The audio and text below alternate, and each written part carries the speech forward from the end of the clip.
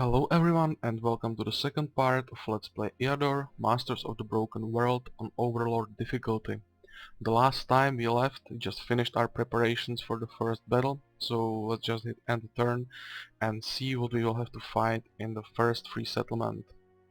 Only 4 opponents is expected: militiaman, slinger and spearman. This means probably 2 militiamen, 1 slinger and 1 spearman. No real problem there, so let's attack.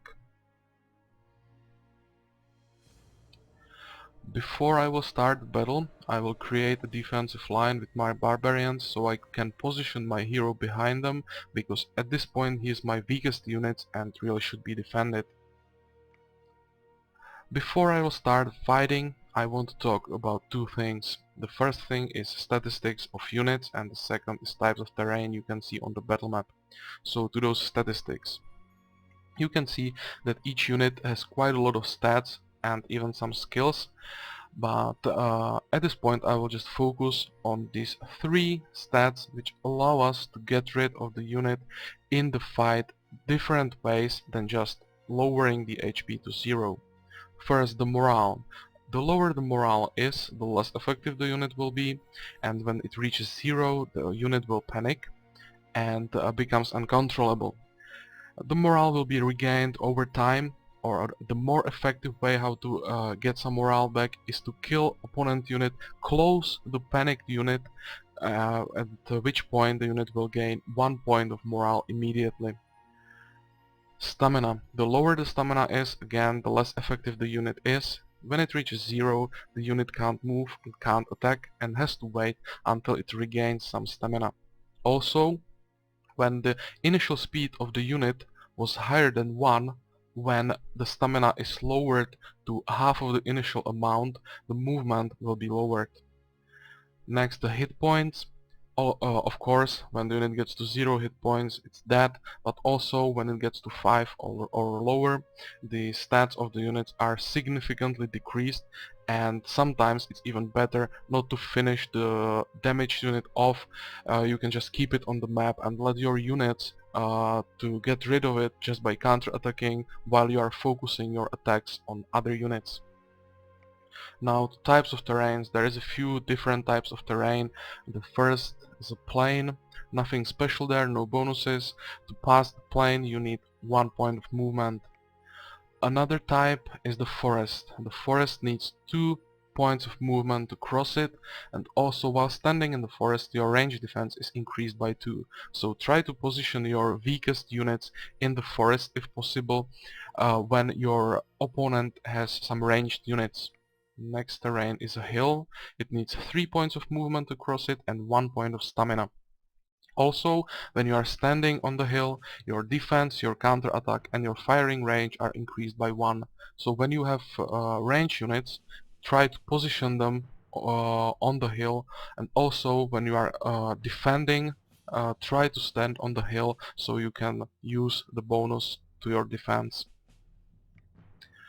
Next type of terrain, we don't have it here, is a swamp. Swamp also needs, I think, 3 points of movement to cross it, and while standing on it your statistics are lowered. I think it's defense and even an attack and counter-attack. I'm not sure about that, but I think it's true. So try to avoid standing on swamps if possible.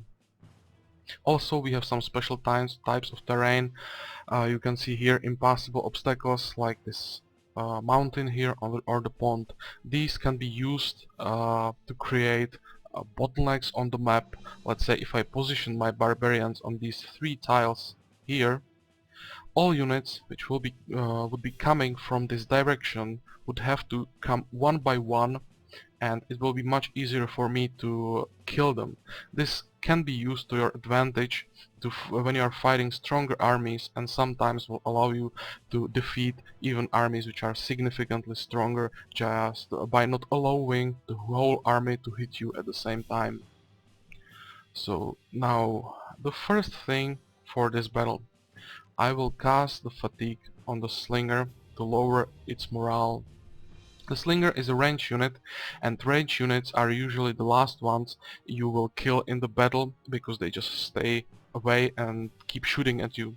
I really don't want the slinger to keep shooting at me the whole time, and the best way to do it is just to remove all his stamina, so he won't do anything until the end of the battle, or at least until I get rid of all these melee units. So let's hit end turn, melee units coming, and now use second fatigue. As you can see, the slinger is now on 2 points of stamina, which means he will probably just stand here and wait to regain some stamina, and I can focus on fighting these melee units here. Now, the melee are closing in one line, which I'm not really happy about, because I don't want to fight the whole strength at the same time. But as you can see, the militiamen have forest in front of them, so they will be slowed by the forest compared to the spearman, who has 2 planes in front, so he will be able to get to me first, and I will be able to get rid of him before the militiamen get close. Okay, the first blood, 5 points of damage, not that bad. And now I can start nuking the slinger. As you can see, he's not down yet, but he's only on 4 points of HP, so his stats are already lowered and I don't have to worry about him that much. Also, the slinger regained some of his morale, so now is a good time for the last fatigue. And now he is on 0, and he probably won't be able to do anything until I kill all the melee units.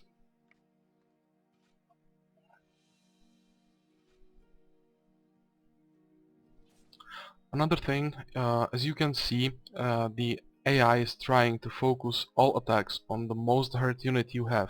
So when your units, some of your units get low on HP, I usually just move them back, and now I will finish the fight just with these 3 barbarians, which should be enough to get rid of the remaining units.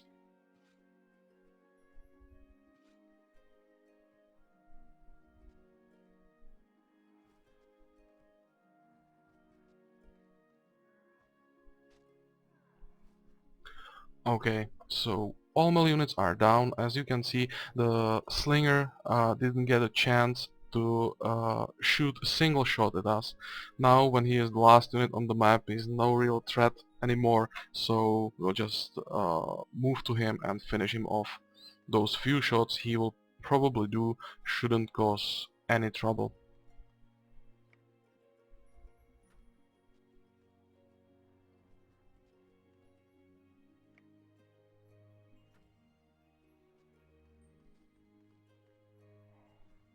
And here we go, the first battle is over. Too bad none of our units was able to get enough experiences to level up, so next time. A bit of gold here, and let's see what we have in our first province. Okay, Rain Tower with demons. These demons will probably be just imps, but I will wait with engaging these demons, because imps have a special ability to cast a spark, and they have a nasty habit of focusing the spark on one unit, so they can hurt the unit quite a lot really fast. So I wait until I have my first healer, which will allow me to handle the initial burst of damage much better. Now, what I recommend as you conquer provinces is to plunder them once. Usually only once, at least, unless you really need some extra cash, because when you are plundering your provinces, the unrest in the province is increasing, and you don't want it to rise too much, because then this bar will fill up too fast, and you will have to watch these provinces and probably come back to defend them against uprising. If you plunder them up to the level when they are very discontent, which will be the next level here, they will probably calm down before the uprising starts, so it should be okay, and you wouldn't have to bother coming back to them. So let's set it to plunder, and let's see what we can build in our capital. The next building we want to get to is Brotherhood of Light, because Brotherhood of Light will provide us with awesome unit called Healer. Healers not only are able to heal our barbarians in the fight, but also increase the rate at which our units are healing between fights. So they just allow us to keep fighting, keep gaining provinces, fighting locations, and speed up the game quite significantly. To be able to build the Brotherhood of Light, we first have to build the altar. The altar is not really important building, it just increases morale of defenders and reduces the cost of resurrecting heroes. We are not really planning on defending our capital or resurrecting our heroes, so we just build it to be able to get to our healers. And turn. And let's see. We have plundered 45 gold, that's fine, but for now I don't want to continue plundering. And as you can see, our units are still hurt a bit. These red bars show the amount of HP they have. So what I will do is come back to my capital and plunder my capital as well. You can see that the level of unrest is on quiet. This bar is not rising at all, so I can afford to plunder the province once or twice to get some extra gold, which on Overlord is really important, and you probably on many maps can't win unless you plunder a few provinces. Just move back.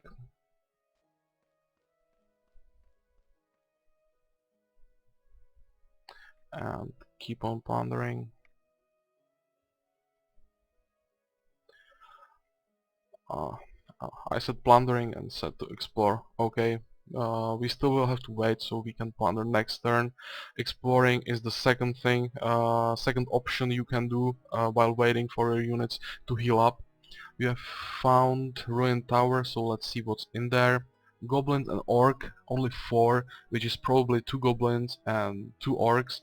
Really easy to fight, so another good location where we can train our units, but for now we will retreat and keep on healing, because we still need at least 1 turn to heal up.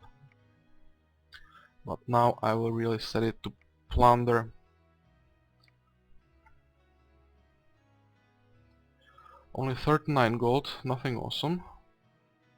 So this means I will probably do it one more time. Yeah, one barb is still hurt, so one more turn and then I will start fighting again. And 30 gold now. Okay, now all our barbarians are healed up. As you saw, it takes quite a long time to heal them up. That's why we need our healers, because with a healer in an army, it will cut the time needed for healing to half, even probably less. Now we are ready to engage another province, which will be another free settlement, but with higher population the defense will be probably a bit harder, and we will have a look what the province has in the next video. So thank you for watching and see you next time.